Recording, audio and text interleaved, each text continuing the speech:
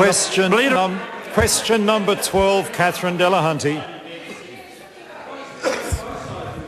My question is to the Minister of Foreign Affairs and asks, will he follow the example of Australia and change the government's position to support the United Nations Declaration on the Rights of Indigenous Peoples?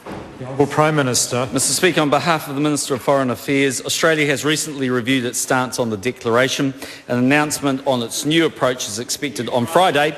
We will look at the way the Australian government interprets the declaration and see whether its interpretation may be applicable in New Zealand, but I cannot comment until we have seen what the Australians are saying about their support. Catherine Delahunty. Supplementary, Mr Speaker. How can the government reconcile supporting the flying of a Māori flag on Waitangi Day while still prevaricating on recognising the collective human rights of Māori affirmed in the UN Declaration, or is the government all symbolism and no action? The Honourable Prime Minister. Mr Speaker, on behalf of the Minister of Foreign Affairs, in fact, I think New Zealand in general has worked hard in the last 30 years to recognise the rights of Indigenous people.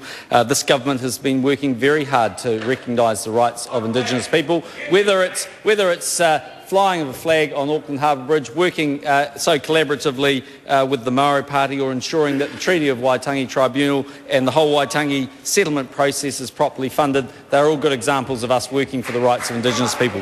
The Honourable Dr Michael Cullen.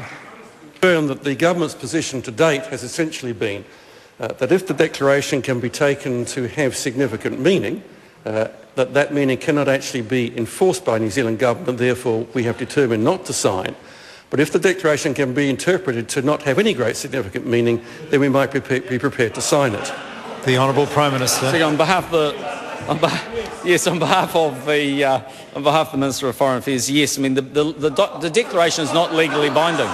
It's not legally binding. It's an aspirational goal, and actually I happen to think New Zealand's done a lot for the Indigenous rights of people. But let's have a look and see what the Australians do on Friday and what caveats they put around their support. Catherine Delahunty. To the Minister, is it right to prevaricate on the recognition of both an aspirational goal and the recognition of the collective human rights of Māori when this government is dependent on the support of the Māori Party? The Honourable Prime Minister. Mr Speaker, on behalf of the Minister of Foreign Affairs, we're not prevaricating. Firstly, I think it will be interesting to see if the Australians make an announcement on Friday what caveats they put around that support for the declaration. As I said earlier, it's an aspirational, non-binding declaration. From this government's point of view, we take the rights of Indigenous people seriously and we're working hard to advance those. We come now to questions to members, and the first question